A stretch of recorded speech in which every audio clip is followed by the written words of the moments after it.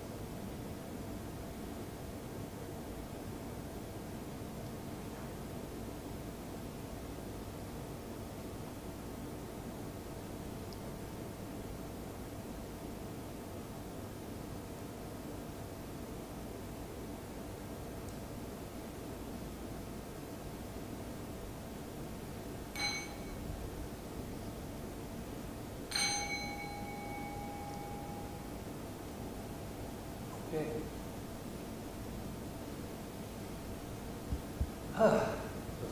I'm thinking of telling you a little bit about my meditation technique, and I'm going to ask you something about yours. But first, I want to recall a story that I think is kind of fun. Brienne and Prem and maybe Joe, they might remember. It's a story about Robin Moore. Robin Moore is an ex-monk, ex-abbot ex-monk, put in a lot of years now as a translator. So I mean, his bona fides are pretty good, okay, as a spiritual type personality. And he was giving us a talk, and somebody in the audience, I don't want to call him a bright light, but somebody in the audience said, so tell us, a little bit about your meditative practice. I mean, do you do like chanting and, all that sort of stuff? And Robin said, no, I don't do any chanting or, mantras or any bowing, Basically, I reserve a bit of space in the day for my meditation. And when I can find the time, I meditate. It's kind of an ad hoc approach. And I said, wow, I felt really good to hear that, because it's like, I feel certified to do what I do because that's what I do. I mean, I don't chant or have any mantras. If you say, give me a mantra, I mean, I don't know. Some people have mantras. I don't have a mantra. I'd be dead lost. But Robin, because of a person of his stature, was like, oh, no, I don't do any of that stuff. And I don't either. In fact, I have actually got more casual as the years have gone by. First, I used to sit like Brienne. Then it moved up to a chair. Then it moved up to a bed. So, I've moved progressively more relaxed. And it works. The bed works very well. I sit in a death man pose and watch my breath. It brings mindfulness, and eventually, your mind does calm down, and you notice that suddenly it's starting to move. That's my meditation. And other people say, no, that's not meditation. That's a power snooze. Whatever. But, I mean, if anybody would like to share, I mean, I'm not insisting people, it's like you got, show and tell. If anybody would like to share. I'd be interested in what you do, whether you have a regular routine, whether you lay down, whether you sit. Marissa was here a couple of weeks ago, and she did standing meditation, right? Wow. Ooh, that was powerful. I mean, you guys can go to her. She's got Marissa Granville is her name, and Qigong is her game. So, I mean, she does a really fantastic thing. I mean, I find myself getting very calm, and it's very challenging. But anyway, you can. She's also on Little Bang Sangha, so a lot of the stuff that we get, normally we do a record. So, I mean, the last 2 sessions that she did, I think we recorded, so it'd be interesting if you want to get what she did. And she's also on YouTube, and she's become something of a traveling Qigong. And she's going to do, I do believe, she's going to do she and Prapandit are going to do a retreat in January where she does the Qigong in the morning and Pandit does the Dharma in the afternoon. And to clinch it as a place you should go, she said, the food is good. So, I mean, keep your eye on the Little Bang Sangha webpage, and they will tell you when they feel ready where it's going to be and what's going to happen, how you have to go about it if you're interested. Sounds like January, okay. And can you enroll now?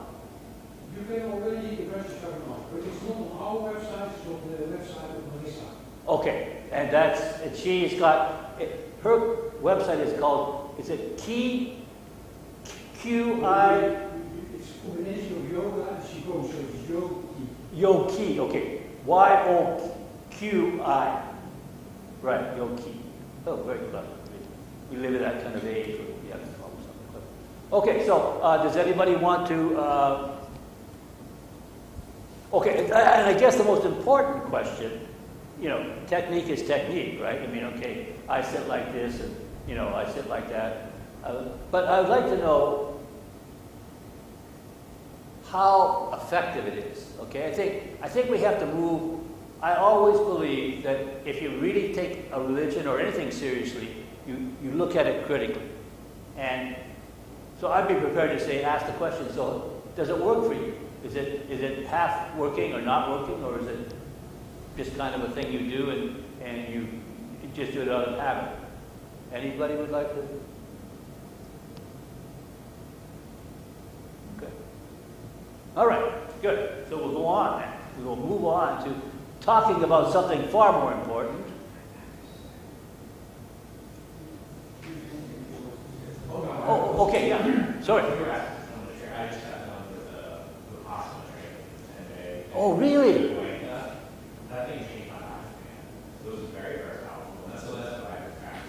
Oh, really? Yeah, can you tell us a little bit about it? He's got a reputation of being very strict, right?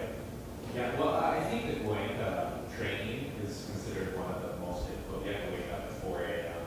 and it's about 10 hours a day of sitting meditation. Wow. And, it's a little monk lifestyle there for the majority of it. And I've been trying several different kinds of meditation for the last 5 years, and this one is quite different. And what was so profoundly interesting to me was how well the meditation lines up with the teachings of Gotama. So this idea of reaching your samskaras and clearing out that kind of stuff, and then using the bhakti as a sensing tool for our experience. And I found it to be quite interesting. Yeah, I would have liked to have done something like that. I did one retreat 54 years ago, and haven't done another one since, or 52 years, I haven't done another one since. So, but it also, I mean, I could, maybe I should, I'll try to talk about it. It did change my life too. I mean, okay, tell me if you had the same experience. first few days were absolute hell, right? I mean, so your mind is going boo, boo, boo, boo. Then slowly, slowly, slowly, you're getting into this. And by the 10th day, or you said 10 day, you are blissed out, right? You're like, I think I'm on the road. I'm on the road. I'm on the road. And then you catch the bus back to Bangkok, and you say, I'm on the wrong road. I'm on the wrong road. I'm on the wrong road, right? You know? I mean, did that happen to you? I mean, you got to a point, and then it was like going off a cliff. Yeah, well, they tell you on the second day is supposed to be the hardest. And, Yeah. And for me, and I'll be really honest, I was having suicidal ideation. Yeah. Like, I was like, this is hopeless. 10 days of 10 hours of sitting. Yeah. And I think about 50% of students leave. Oh. And they leave on the second day. Yeah. Or the sixth day. For some reason, the sixth day is also. Yeah. Yeah, the 6th day you just give up. You say, I've been here for 6 days, and it was, I'm masochistic, but not this masochistic, right? You say, I'm going to get out of here. Yeah, no, I mean, I stayed for 10 days. I stayed for 10 days, and I had to, but it was a real. I was down in Suan Mokkh with a monk called Christopher Titmuss down there, and he was great. And then everything was super nice, super cool, super tranquil until I got the train ride back, and then boom, yeah. But did you have that? Did you have a crash after you left? Not really, if I'm really honest. Well, on the 9th day, I experienced a personal miracle. Okay. A real actual miracle. And so for me, I was riding high for quite a while. Okay. It's more a little bit of kind of one of these things, you know, you don't use your social applications for a while. Yeah. Yeah, oh, exactly. I mean, or start watching the news. That can be disappointing too. Yeah. No, I mean, I agree. It's okay. I'd have to introduce something that's probably irrelevant at the moment, but there is such a thing as karma, and I don't want to say, you know, your karma would allow you to stay fairly together for longer, and my karma would have me dissolve, you know, like snowflakes on a hot plate, right? But okay, I mean, some people will be able to maintain it, and you also could use it. You will probably, given, if you could take that retreat, you could take almost any retreat. You could take Marissa's retreat. It has good food, right? So.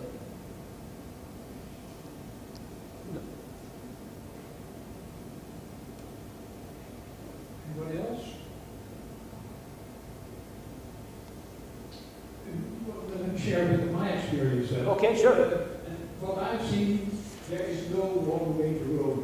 There are many ways to row, and it all depends on who you are. What might work for you, might not work for me, might work for her, might not work for her today, but maybe in 5 years' time it will work for her. So all these people who tell you this is the way we meditate, ignore them. You know? This may be for them at that time it works, it may work for some people, it may not work for you, it may not work for you today, it may work for you another day. And there's all these different ways of doing it. The 10-day retreat, there also people on 10-day retreat, and also people to South. It was great to do that same experience the first few days. You always go through that. But you're not allowed to have your phone, you're not allowed to have your... So there's all these distractions that you normally, if you don't have them, to your mind after a couple of days, you run out of all the fantasies, and then you really start... Were you going into a silent retreat or silent retreat? Oh, no, cold turkey, nothing. And I noticed quite a few people. You saw people getting bored. They're sitting on sand, pushing on sand. Yeah. And people start to make all these little drawings, and then all of a sudden, 2 days later, that person was gone. Yeah. You could see those, well, you know, it's too much for them. And then, but by the end, people, and I really benefited from that. I got a couple of things that came through that retreat that I decided after the retreat I'll continue doing that, and to this day I still do that. That's an impact of a 10-day thing, 10-day meditation if you wish. At the other hand, I got very short meditations. I can sit on the SkyTrain and I can do metta meditation. I was on the SkyTrain, I was very busy today on the SkyTrain, I can still think, may you be happy, may you be free from suffering, may you all these people I don't know, I can give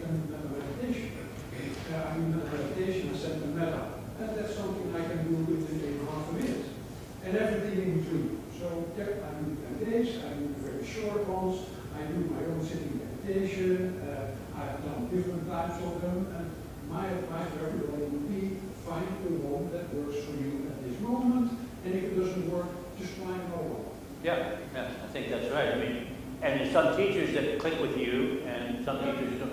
I click with Joseph Goldstein, I think because I liked his voice. I mean, he did podcasts, and he had this kind of gravelly kind of voice, grandfather type voice. And I, being a grandfather myself, I'm not a grandfather myself, I got into it. But yeah, that was I thought that was neat. But yeah, that's very interesting. Yeah. Anybody else?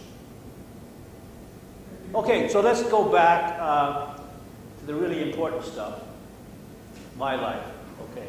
So, yeah, I mean, I titled this part of it, my personal journey is from Yokohama Bar to Banari. The reason I did that was because I kind of got some background in drama, and you've got to have some. You don't want to just be episodic, like I did this, and then I did that, and then I did this, and then I did that. That gets boring. So you had to have this sort of drama, and I had this drama in my mind that my whole life was this internal struggle between flesh and spirit. Now, there's some Christian mystics who would say you're dead right, but a lot of other people would say you probably are overboard. But yeah, this is, and also, I mean, I looked at, and I came to the conclusion that Buddha had somewhat the same trip. As you can remember, Mara was there on his night of his enlightenment with his daughters. Now, we can read into that what you like, but with his daughters. And at the end, Buddha defeated Mara, and he went on to become enlightened. Now, I've often thought about that, this whole idea of Mara.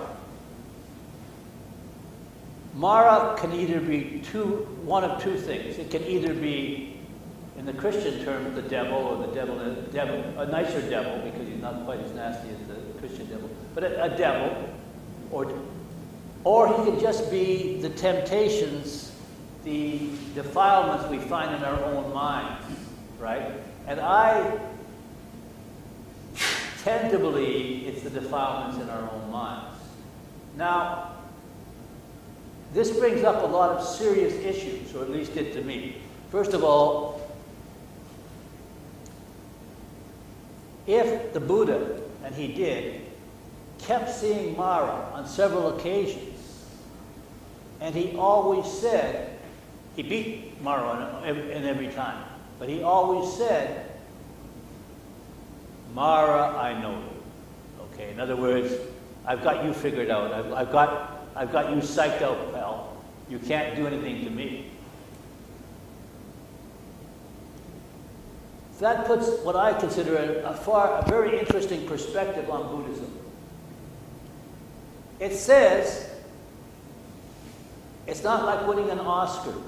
You meditate for a while, or you do a bunch of stuff, and you scourge your body or whatever you do, and you get to be enlightened, and that's it. Bang. It's all there, right? I once asked a teacher, I think, why did the Buddha have to keep meditating? I don't remember exactly what he said. It was either keep busy or keep practicing or something. He had some reason why. I think the reason he kept meditating was because he needed to keep the mental state that is enlightenment, or is liberation. It's not as if you get there and it's a prize you get and you don't ever lose it, right? You're either, once you're enlightened, that's it. And I kind of believe that. And so I sort of said, though I'm not in the same league, basically we're going through the same trip. I'm also having to deal with, certainly in my early years, the flesh won out more often than the spirit, okay? But then, my body, it got easier to give up some of the joys of the flesh became easier to give up. But I won't go there. Anyway, so basically, to get back to my story, I hopped a freighter from Vancouver to Yokohama, did what I did, knew what I had to do. I got with a couple of sailors and we went to Yokohama bars and got quite inebriated. I met a lady who had a tattoo of a dragon on her back, all the way from her spine, the bottom of her spine, to her shoulder blades.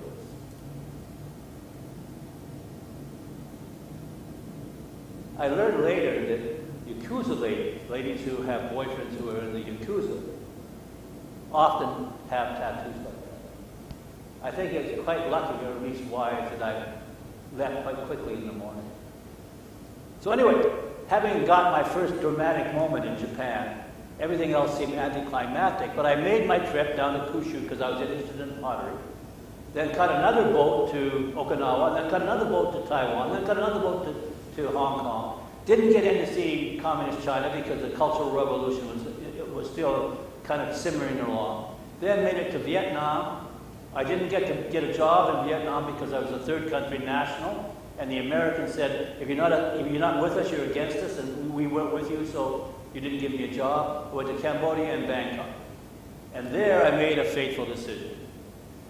I was planning to go back to school in America, a Canadian going to school in America.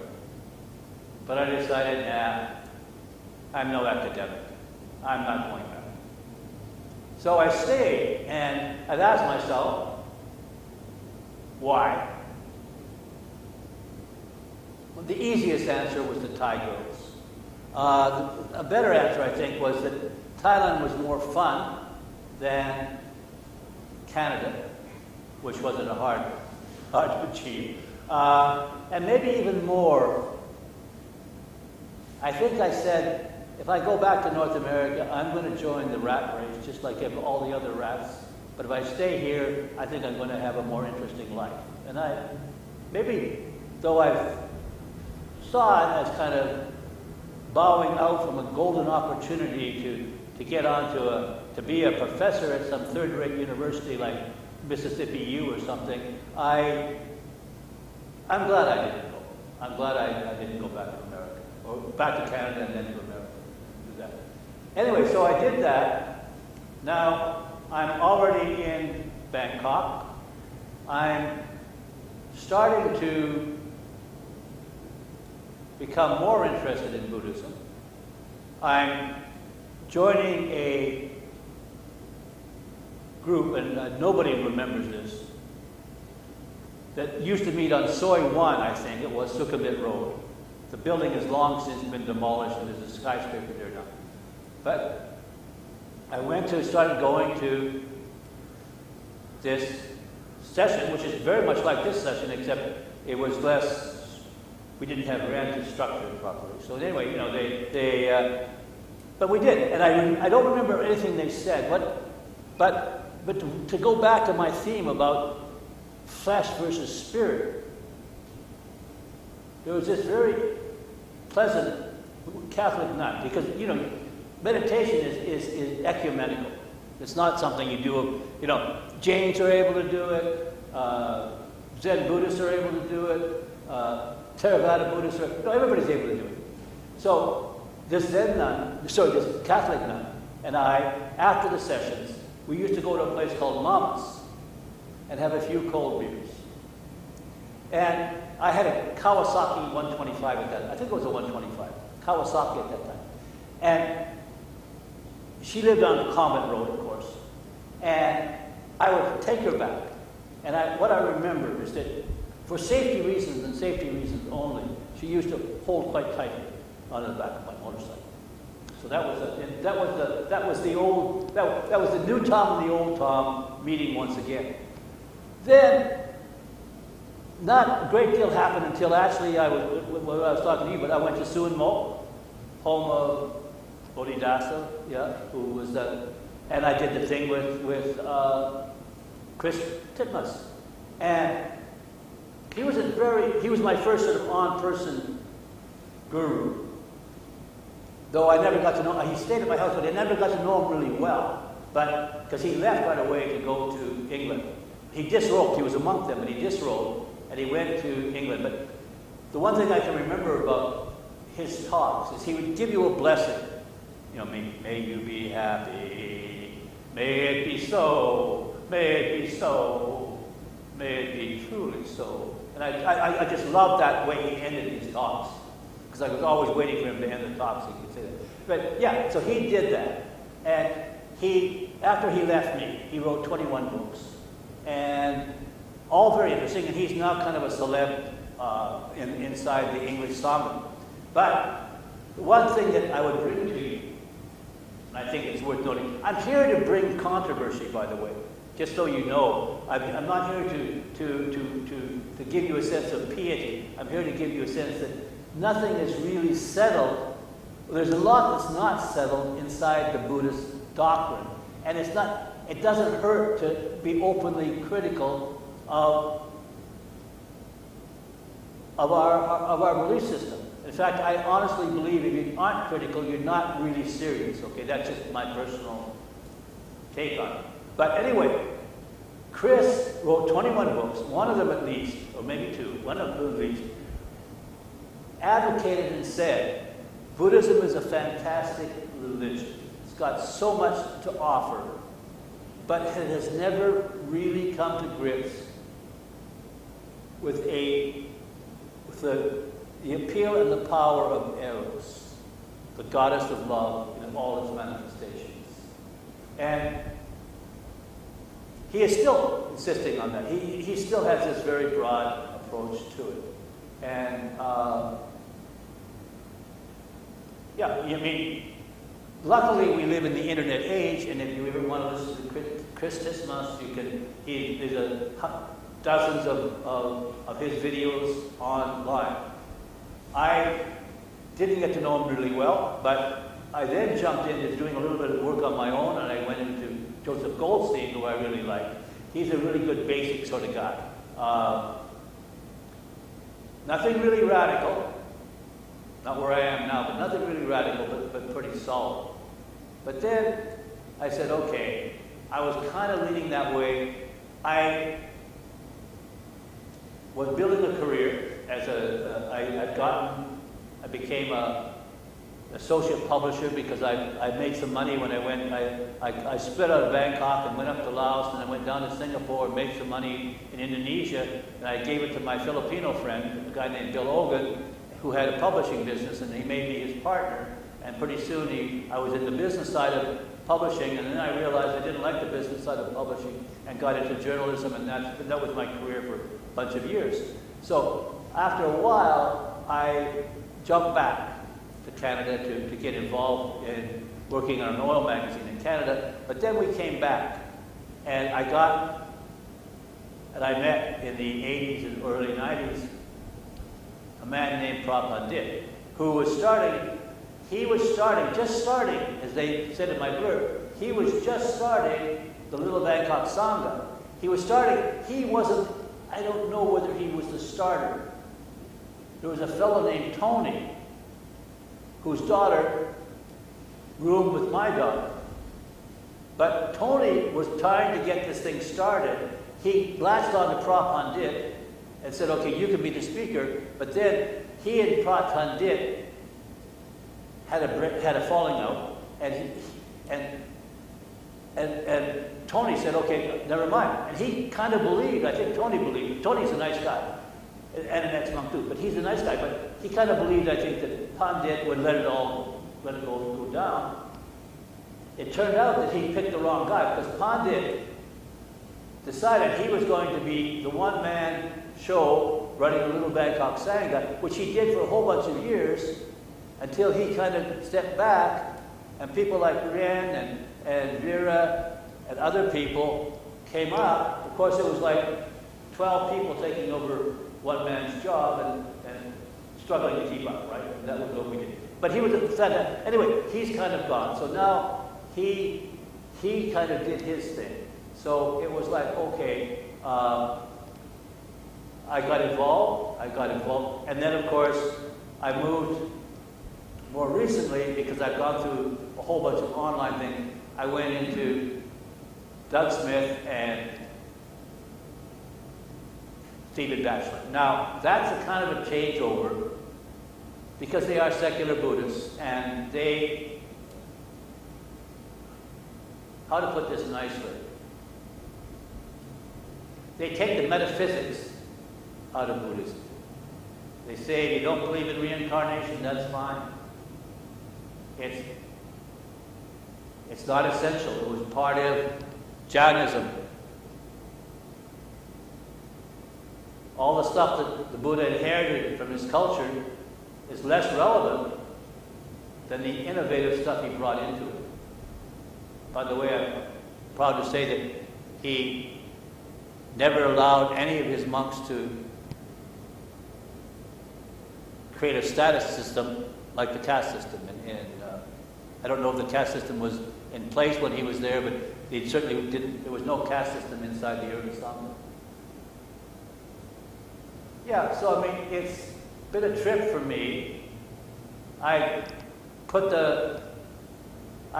even asked Ren, no, I didn't ask him. I said, maybe we shouldn't do the Stephen Batchelor thing because, it's not Theravada Buddhism. And then I realized this is not a Theravada Buddhism Sangha. This is a English language Sangha embracing many, many schools. And the new secular Buddhist school, which is not too strong here in Theravada, Thailand, but it is getting strength, I think, in North America, maybe Europe. Zen was the first guys who got a toehold into North America, but secular Buddhism is now coming in. There's a whole sort of interesting thing going on, and I find myself enjoying the Theravada Buddhism that we've got with its compassion and its good manners and everything that's nice, but I also like the intellectual freedom that secular Buddhism offers. So it's kind of... So I think enough about me. I mean, unless we can keep going for another hour, another half hour. But yeah. Anyway, if you've got any of your own stories to tell how you kind of made a transition from you're here, I'd be delighted to hear it. I have a couple of things that I was going to add. I was going to do, first of all, I was going to talk about why practice is more important than doctrine, and then I was going to talk about don't grasp as the sort of central pillar of my belief system. But, I think if you guys want to talk, I'm quite happy to just talk. I think I can save that for all my good stuff for a future. Anyway, does anybody have something they'd like to share in terms of how they progressed along I don't think it's a straight path. I mean, okay, for some of us, the lucky ones, Ajahn Sumedho, 32 years old, he meets Ajahn Chah for the next 55 years or 60 years. He's a Buddhist monk, right? Pretty straightforward, good stuff. But not all of us. More of us, I was more peripatetic. I jumped around a lot more, zigzagged a lot. So,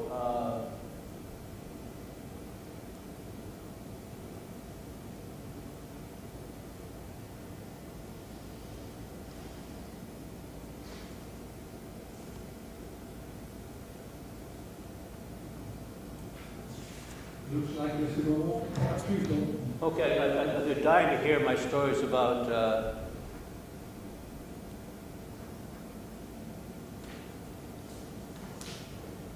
practice over doctrine, I guess. That's what's coming up next. Okay.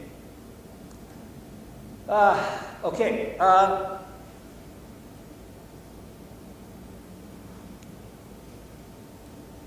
I think, why did I pick practice over dogma? I think maybe because I'm not a scholar. You have to come to grips with who you are. Some people can gleefully count the number of angels on the head of a pin. They're just like, oh, this one, got it, okay. but I can't. I need to keep it simple. And if you look at okay, let me put it this way. Jesus taught for 3 years, between the ages of 29 and 32 or something, I don't remember exactly. And he has something called the New Testament. Not a lot of words, quite a few, but not a lot. Buddha taught for 45 years. And if you add all the stuff, the sutras, the commentaries, the Abhidhamma, the Vinaya, you could start at one end of the library and work to the other end of the library, and you'd be dead before you got there. It's just enormous, the volume of this. And because of the way it was transmitted, remember, the Buddhist scriptures were not written down for 200 or 300 or 400 years after the death of the Buddha, and so they had to memorize. The monks had to memorize. And so they memorized, I don't think the Buddha said, okay, today we're going to talk about the 5 hindrances. Hindrance number 1, hindrance number 2, hindrance number... No, he was a speaker. He was a teacher. He would have been far better at dealing with the people who he was talking to. He just wouldn't have given list after list after list.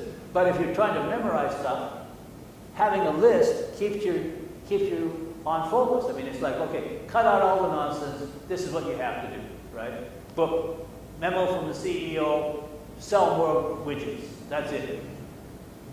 Boom. Right. So, so they did that, but it made it hard, I think, to just the immensity of it made it hard to penetrate. So I needed to come up with something that was just very simple, and I didn't come up with it, by the way. My first guru, Joseph Goldstein, came up with it. I think Goldstein had a bit of a sense of humor. He was about to start, I think, a 3-month retreat or a 2-month retreat, and he said, oh, by the way, by the time you finish your retreat, you'll know one thing, and it's the basic heart of Buddhism is summed up in 2 words: don't cling. And it's like, I would have said, Joseph, since you've already told me the basics, I think maybe I can leave now. You know, I mean, I don't need to go for the 2 months, right? Anyway, that was the essence of what he was saying. Don't cling. Now, in fact, what he was doing was he was taking the 4 Noble Truths and crystallizing them into 2 words. Now, the first 3 Noble Truths, he established that clinging, desire, unwholesome desire, was the cause of dukkha. And the answer to it was the 4th Noble Truth, which was, in the Buddhist terminology, because the Buddha was far more comprehensive than Joseph Goldstein, was the Eightfold Path, right? So the Eightfold Path got reduced down to just don't cling. And I can buy into that. I can relate to that on a daily basis. Just don't cling, right? So it was good. I think, like all slogans, make America great again. Good slogan. But it leaves a lot unsaid. Like, how are you going to do it, right? Okay, I won't go there. I think some of us don't want to do that. But, okay, so don't cling. Okay. Don't cling. Don't cling. Okay. Nobody clings. Okay, so everybody walks out of here, nobody's going to be clinging anymore, and the story's over. Right? I don't think so. Saying don't cling doesn't solve, well, it points you in the right direction, but it doesn't tell you how you're going to go about it, right? And clinging and its sister, devil, rejecting, are very subtle sometimes. They are able to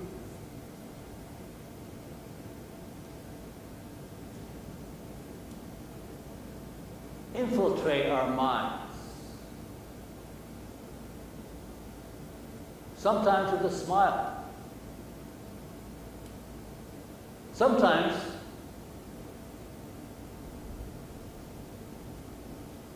who is the greatest problem in your life? What people are the greatest problem in your life? I don't know any of you. I know a few of you personally, but not everybody personally. But I'm going to take a wild guess. I'm going to say the people that cause you the most problems are the people you love the most, the people you care about the most. No? Other people, right? We could hear the story, but you probably don't want to tell it. Okay, well, for me, anyway, why is it that family is the... Because I think expectations, aspirations are fantastic, but expectations are devils, right?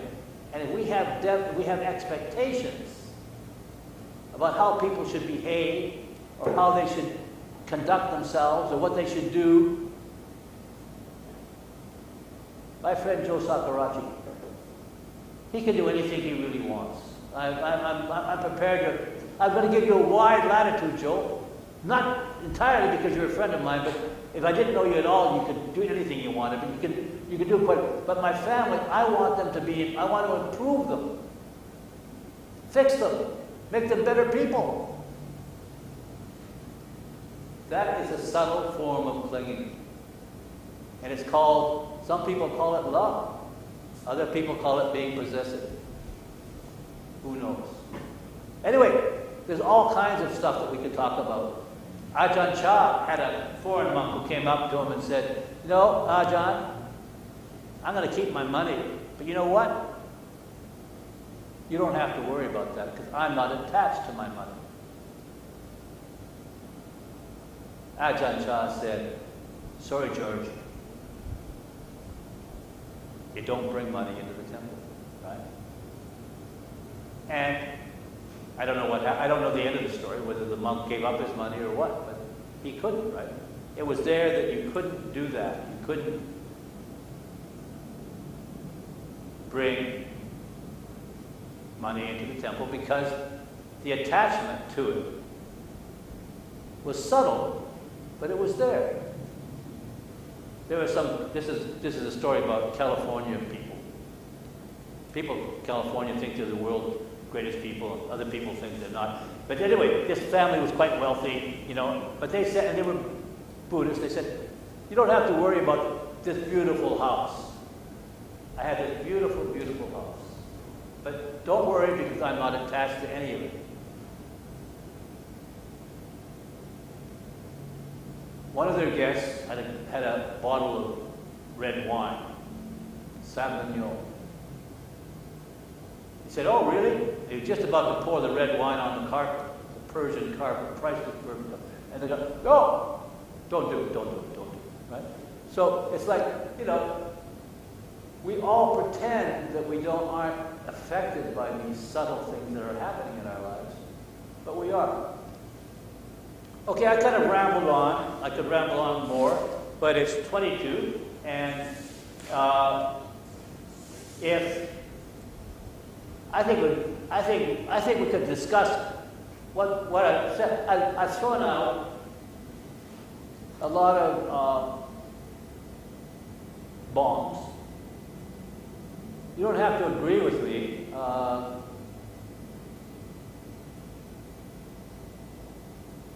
I mean, I've said stuff like,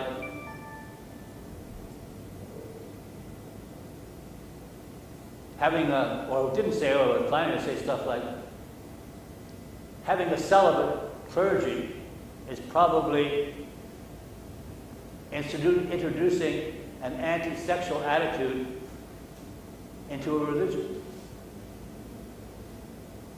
It also may be the only road to enlightenment. Having not walked down that road myself, I'm not too sure, but that's another bombshell. We're looking at bombshells, we're looking at controversies, we're looking at things that say,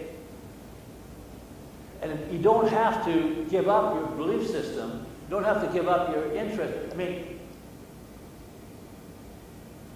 if you don't go with Buddhism and meditation,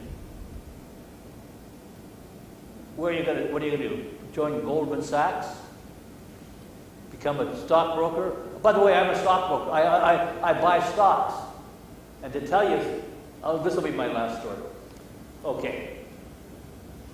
I believe we're all struggling to get rid of some of our defilements. But I have to confess, I have a stock account with Tisco. And to get it, it's an online stock account. And to get into my stock account, I have to give them my password. So I said to myself, what could be a good password? So I wrote greed, capital G, R-E-E-D, to stop. That's my password.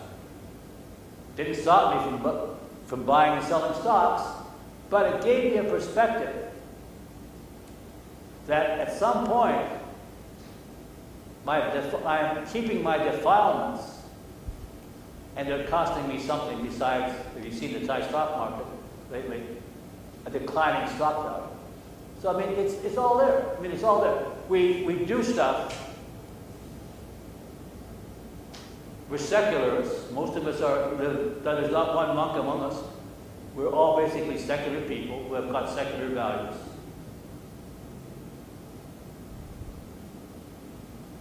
But we have to ask ourselves, each of those values, perceptions, may come at a heavy price to our spiritual life. Anyway, I'm gonna ask if anybody has questions of me or comments they'd like to make or discussions. And because I do believe this is, okay, like I said, if this was a monastic situation where you have a monk, then the monk he has kind of a deal. He gets fed by the laity, but on the exchange he passes back his wisdom. I don't feel I'm in a position to pass back my wisdom, but I'm quite prepared to interact with you, and maybe together we can have some sort of synergies come out where we get to a new space. So if you have any questions of me or any comments you'd like to make, please feel free, because we've got a last few minutes. I just want to thank you because we have this very clear voice that's used to public speaking, and that although many of your ideas were a little hectic, they came out very clearly. Ah, that's the most important thing. And I appreciate that very much.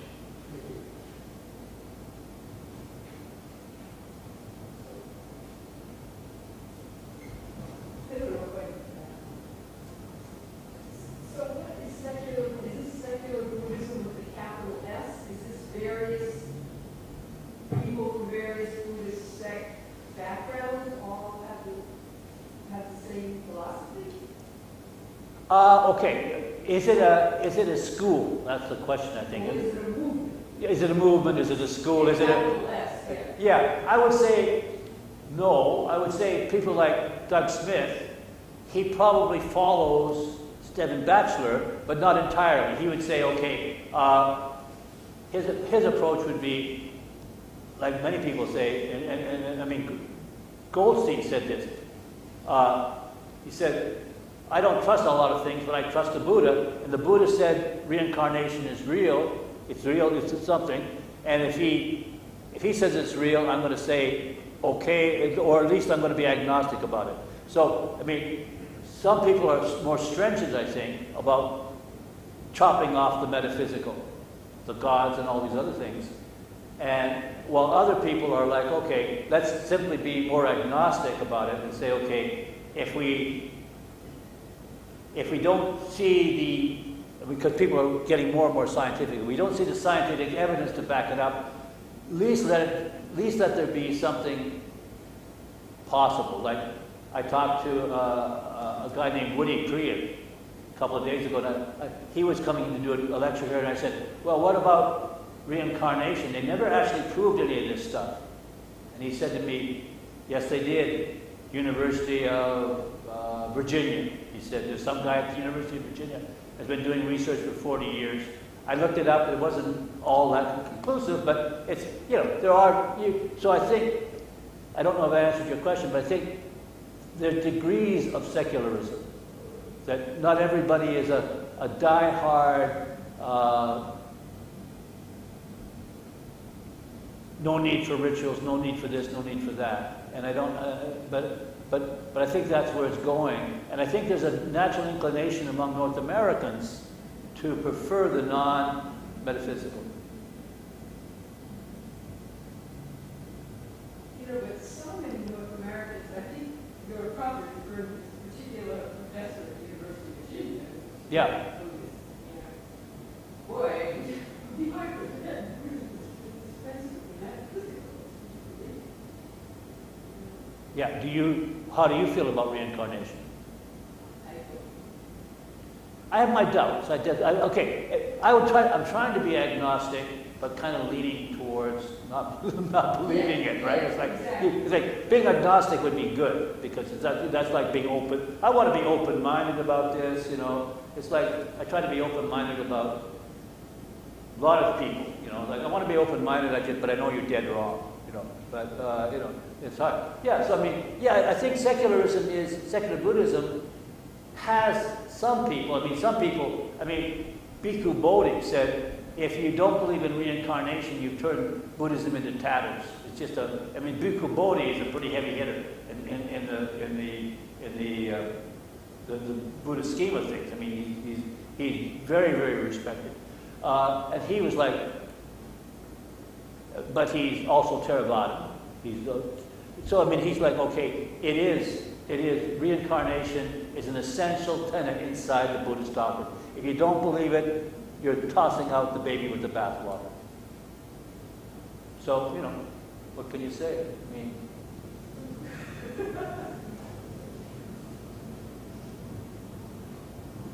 well, I'll quickly mention, according to most scholars, including Ajahn Pandit, the Buddha didn't teach reincarnation, he taught rebirth.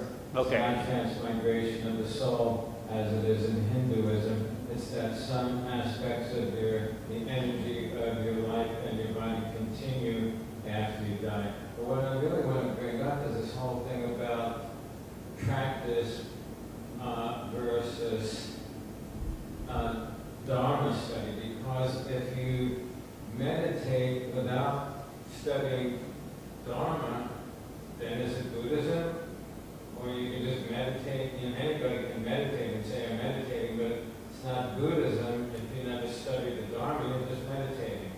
Right, no, I mean, yeah, so to say, you know, which one comes first, it's like the chicken and the egg, isn't it? Which one comes first? That if you're only doing one without the other, then it's not, you know, and meditation for lay people is a really recent development that really, you know, to my knowledge, started off with Westerners, that Japanese monks came to North America and Europe, and people came up to them and said, can you teach us how to meditate?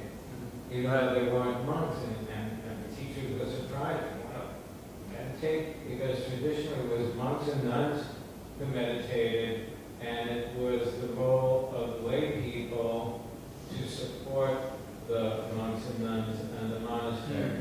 So to say that meditation is essential to being a Buddhist is questionable. It is essential in some Buddhist traditions. In Zen actually means sitting, like meditation. So, you know, I would see, as a member of the San Francisco Zen Center for many years, I'd see some people would come and meditate and then walk out and not stay for the Dharma talk. Other people wouldn't come until the meditation was over. but they made meditation and Buddhism synonymous, but they're not really. I mean, my Catholic nun friend, I don't think she was planning to become a Buddhist. She was meditating to become a better Catholic. Yeah, so meditation doesn't necessarily have to be Buddhist anyway. Some people will complain, oh, they're not really doing Buddhist meditation. You know, they're not studying Dharma. Well, you can meditate without being a Yeah, Buddhist. So that's the exactly. thing. If you have one without the other, it's like I said, it's kind of like a chicken. Well, you could be a better sniper if you meditate. You could be a better sniper. Oh, at least you'll have a better sense of humor if you study Zen. Yeah. Joke about mindfulness with the sniper.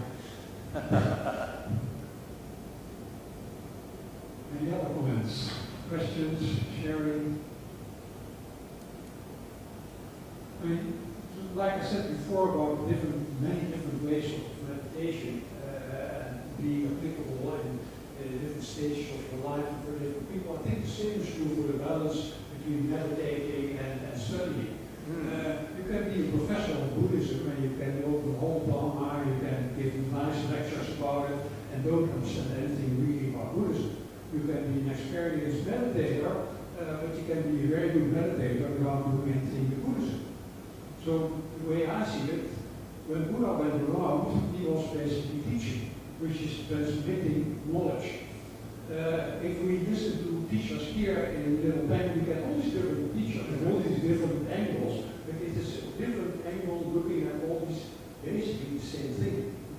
That's what I like about the Theravada Buddhism. You go back to the sutras, that is what Buddha himself has been teaching. So if you're just sitting and meditating, you're doing everything by yourself, which encourages everyone, you know, you're not supposed to just follow the holy book or to follow the holy leader or whatever. Buddha said, well, look for yourself, study the things and keep everything good and discard what you don't like. So there's no obligation, for instance, to believe in reincarnation. Right. Yet at the same time, Buddha, when he was enlightened, told everybody that he could see countless previous lives. So there again, you have to find that balance for yourself. And as far as I'm concerned, in my experiences, sometimes I meditate a bit more, sometimes I read a bit more, sometimes I listen a little bit more to the Dhamma talks. And sometimes you get stuck in meditation and then it's like, well, what can I learn from others? Yeah. That's basically what you do. What we do here, you know, we are good friends with Rita, we try to learn from each other. So to say, well, it's mainly meditation, and meditation is important, but for me it's meditation and teaching and trying to learn things both ways.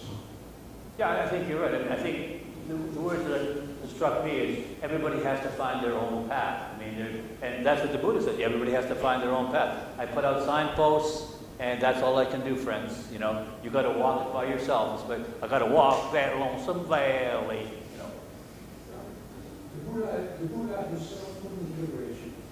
You have to liberate yourself. Well, exactly. No. I mean, can anybody liberate anybody else? I mean, I mean, we're all responsible for ourselves. That's a very fundamental truth. Right? Anyway, yeah. Well, first of all, thank you, Tom. So this discussion has gone all over the place, which is wonderful, of course. You know, I want to say thank you for doing that. So I've been meditating or not meditating or sitting in the train or thinking about things. And my father is a philosopher and a Jain is very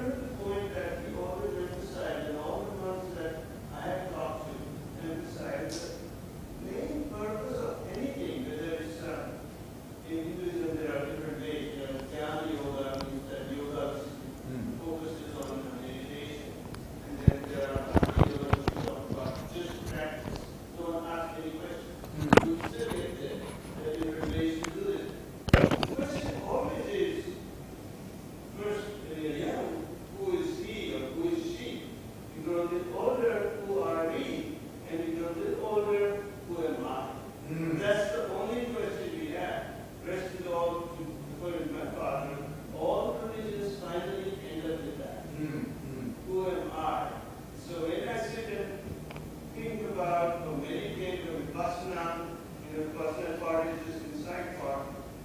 It's just the question, who am I? So you get better and better at it. And one day you figure out it's possible, maybe not in this lifetime, maybe some other lifetime. Who am I? I found out. Sounds like your father was a wise man. So that's what I meditate. The reason for my meditation is motivation. You need a motivation. Even meditators talk about, and the religious scholars talk about it, in fact, motivation to meditate. My meditation motivation has been, after figuring this out, 50 years, that who am I? I get different answers every day, every minute.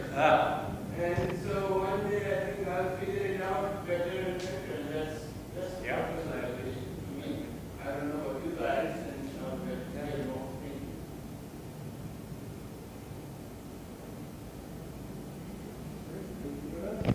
If there are no more questions, Not, well, pretty close to it. You were almost, rarely have we ended exactly at 8 o'clock. We're pretty close to 8 right now. Yeah, I appreciate that. By the way, let me just say this. I appreciate the chance to do this talk, and it's good for me, I think, because, well, I said it made me crystallize what I'm thinking, but it also gave me a focus. I belong to a writers' club that Joe coordinates, and it does nothing for me in terms of what they give feedback, but the feedback is far less important to me personally than the fact that it puts a knife in my back and says, submit something next week, right? And that's nothing to sum up. I mean, if any of you get a chance, it does. It is the road, I think, the Autobahn. I was an ex-high school teacher, so I know that the Autobahn to learning is teaching. So if any of you feel like you wish to pick up the mantle, Ren is the man you must talk to first.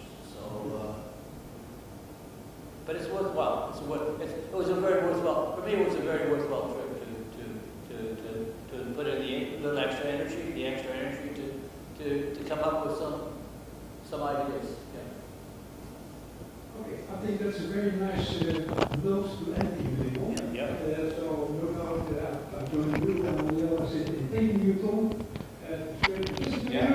So we wish you like doing it and we like doing it. Wow. Aren't we all? Wait. How many of those do you get? So as usual, just a few practical points. Normally we have the donations. Tom said, well, I don't want any money, but please, if there's any money, give it to Marie, because Marie is still making the costs for us to be here, so there's a cost out there for Marie. Please donate some money for them. Help us cleaning up the room, the ground seats go to the balcony, someone seats go to behind curtains. And then next week we'll have the dance circle again. So that we will be reading again in the book, and the announcement will go up tomorrow on our social pages. And then after that, we will have a late teacher, and the week after, Tom will be back. So we have a very nice program if you want to learn and do more with wisdom. Thank you all for being here, and hope to see you again next week.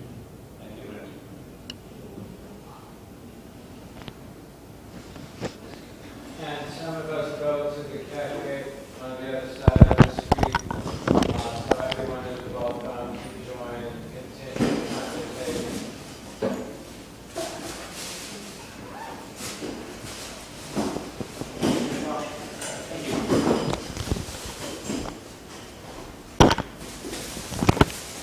How did it go?